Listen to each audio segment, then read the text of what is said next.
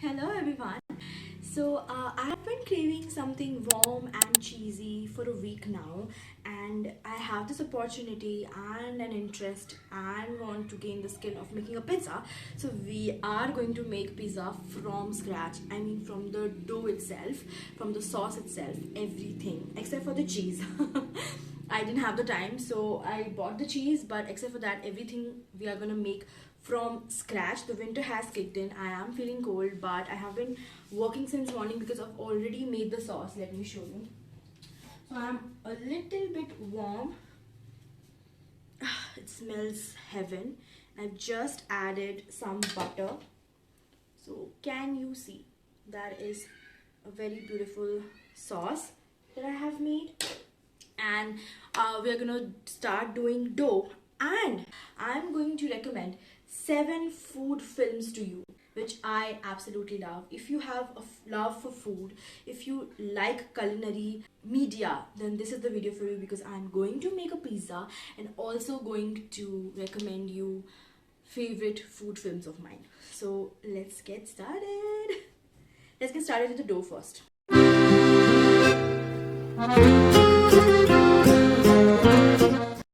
Okay, so let's begin. So yeah, the first movie is going to be Julie and Julia. This is about two women. One is Julia Child and one is Julie Powell, who are both very passionate about cooking. Julia Child is very famous today, nowadays, but the movie takes place in two timelines when not both of the women are famous. So Julia Child is basically this woman who gets interested in cooking and is very passionate and is very driven to learn to cook and learn to write a cookbook in 1920s, after the World War II, I think. And this is her journey. And now in the present day, another woman gets introduced to us, who is Julie Powell, and she is a very tired, overworked desk worker who is interested in writing her own cooking blog.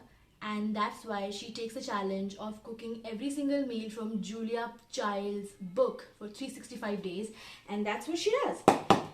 I mean, I was gobsmacked with the movie because this was such a beautiful movie, such a beautiful scenes that you get to see of food, cooking, and just in general, the love for the food, the drivenness of both the women is just beyond anything. We are adding all the dry material over here. So I would definitely highly recommend this movie to you if you are interested in a women-centric book, and also a movie that talks so good about food. Baking powder.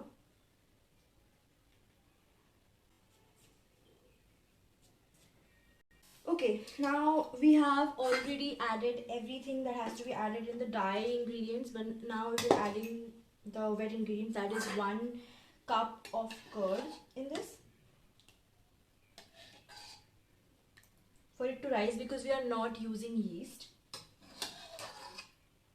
Now we have to talk about our next movie, and that is Ratatouille. That is an animated Pixar movie. It's one of my most favorite Pixar movies, and this talks about this rat who is very passionate about cooking. He lives in the sewers of Paris, and he is very ambitious towards his cooking, but he cannot because his family is against it, and also all the things that comes with you being a rat in a human dominated culinary world.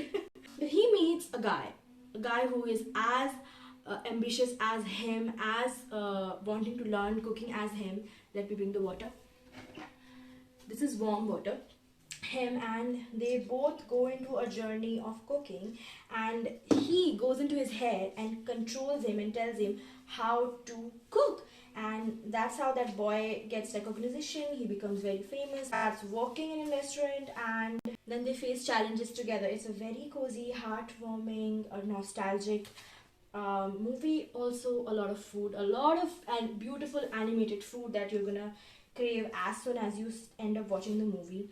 It's not Indian food, basically a lot of French and Western fusion food, but still very mouth watering and very good. We are making dough. You have to also put some oil. The recipe said olive oil, but I don't have any. A very beautiful movie.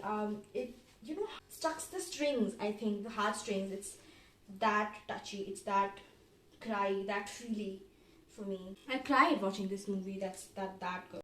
Obviously, people didn't like rat in kitchen for obvious reasons, but this was a different rat, guys. So yeah, we are going to make this.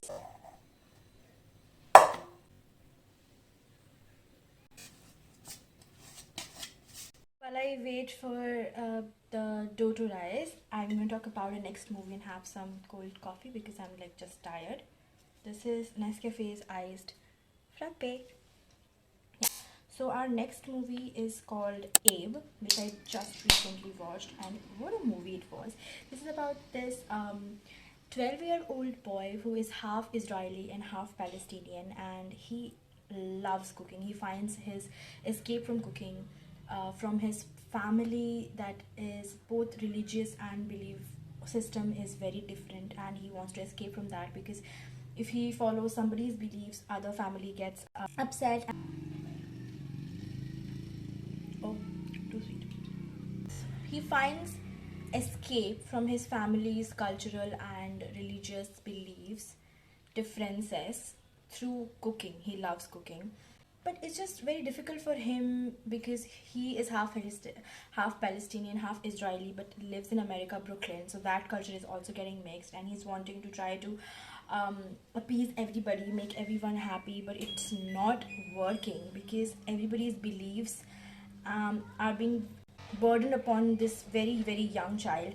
He meets this Brazilian chef Chico, who teaches him how you can mix different cuisines of food and make good food. And then he goes on to try making Israeli Palestinian Thanksgiving food dinner, which unravels a lot of things on him. This movie is about identity crisis, cultural beliefs, and love through food and how food can unite two very different backgrounds. So he essentially tries to bring back two families together who are very, very, very different from each other, but not that different. So yeah, he uses food to do that. I'm going to now cut veggies. So yeah, let's get started. And while I cut the veggies, let me tell you about one more movie that I have watched, which is based on food. In this movie, we follow a very, very popular, high-rated, bougie chef. His name is Carl Casper, but he is absolutely annoyed because of the repetitive cooking menu that they get in the five-star restaurant. He wants to create something new, and he's just very, very, very done with it. He has, I mean, suffered because he has lost relationship because of his obsession with cooking and all, but he is not getting that satisfaction anymore with the cooking because it's repetitive now. And he goes on to have a very big fight with a food critic on public platform, and that leads him to quit the restaurants, and he goes on to an adventure with his ex-wife Inez, his friend, and his tech-savvy son, and opens up a food truck. They buy a very old truck and convert into a food truck and go throughout America selling, club sandwiches, yuca fries and everything, and cooking what he likes, tasting food from everywhere, having an adventure of his life. And this is absolutely a movie that talks about ambition, doing what you want, not looking for the validation from outside, because in the end he cooked because he liked cooking, not because he had to appease someone. So that is why he chose to go on a separate journey. And again, good food shots, that's what matters for me at least. So yeah, we are going to cut veggies. I'm going to get a bell pepper and some onions. That's it. I'm gonna make a very classic simple pizza. I also have some paneer with me, but I don't want to eat a paneer pizza, just vegetables.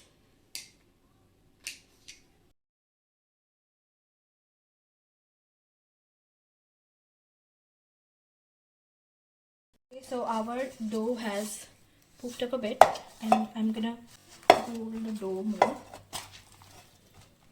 While I stretch it, I'll tell you about the next movie. This movie is called No Reservation. This is about this woman, Kate Armstrong, her name is?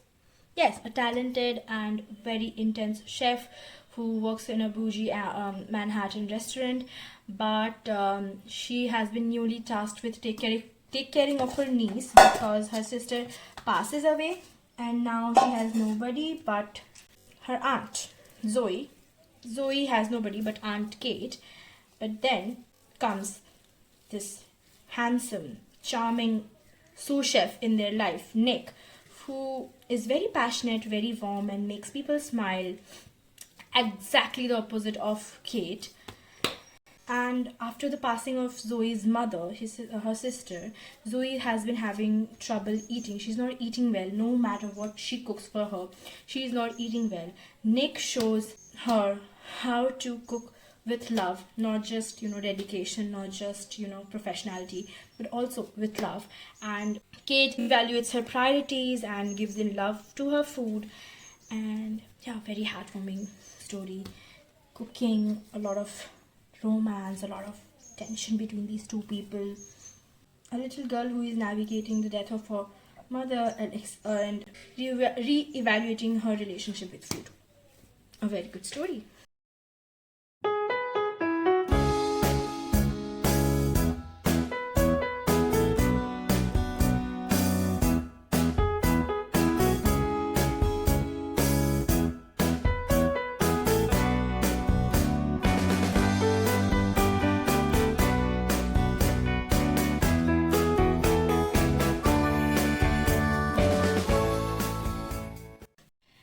So,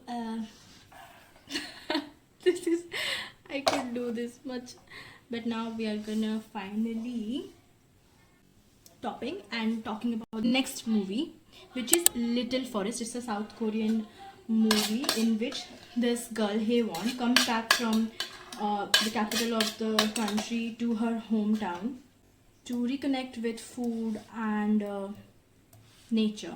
She's very overtired, overworked with her life in the city, so she has come back to her countryside, the village of her mother, and she cooks all the regional food, all the childhood food that she used to like, and cooking it with all the ingredients that's available around her. Like, she is also farming and doing a lot of stuff with her childhood friends, and just reconnecting with her soul again because she's very overworked and tired.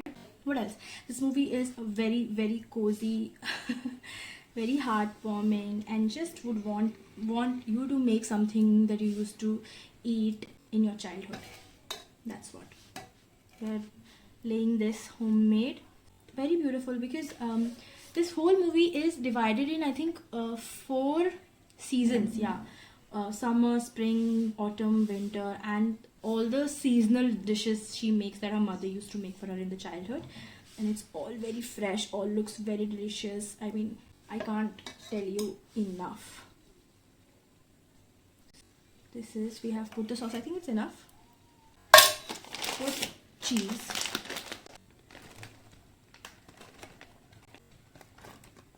It well.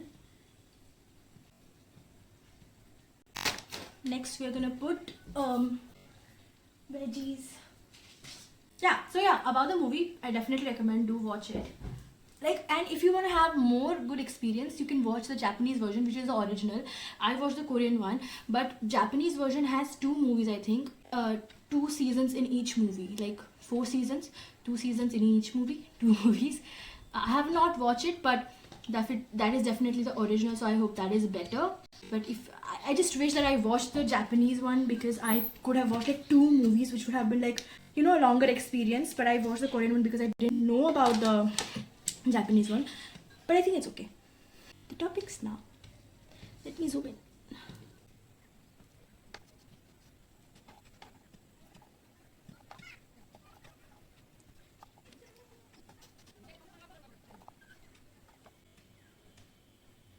Yeah, I love how it looks. Can you guys see me?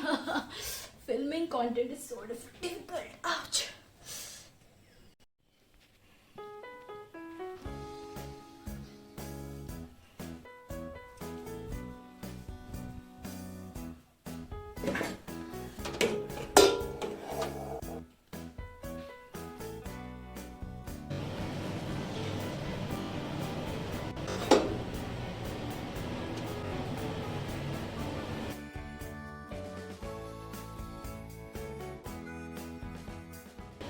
Pizza is done.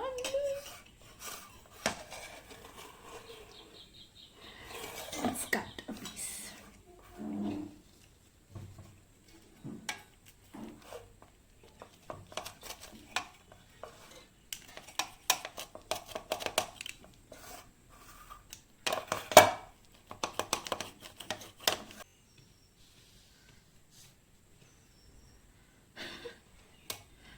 I'm giving this bigger piece to my brother and this is my smaller piece.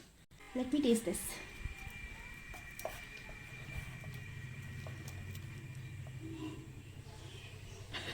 I can't believe this.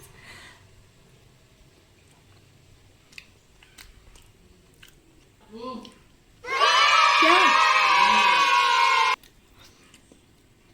I can't believe it. कितना pizza बन पाएगा?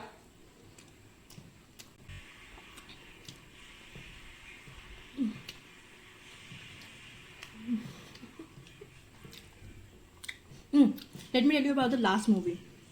That is Burnt.